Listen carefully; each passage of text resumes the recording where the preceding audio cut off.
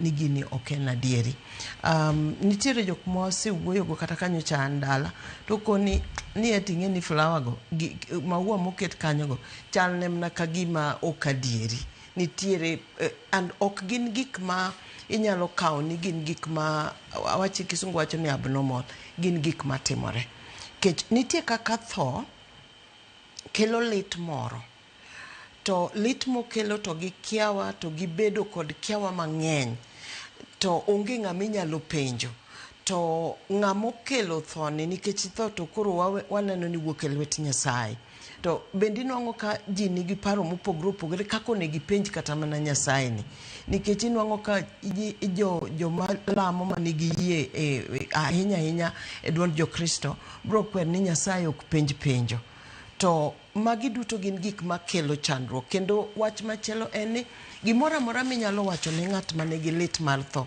Onyalo bedo maber kata onyalo bedo marach. Kata iwacho ne wach maber, kata iwacho ne wach Nyasaye, seche moko nyalo donjo ne malit. To gimowach ne ng'ato otek ka tho nitie.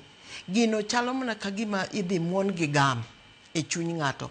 Obro pare kochakre kawuono nyaka akia kata higni maybe wiye ok wilgo.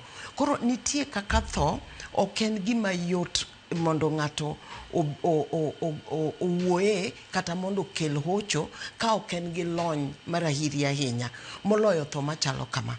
Then nitie jomoko ma thoni ok ni giywago mana jakom kende, nitie gima thoni odhi ochiero negi.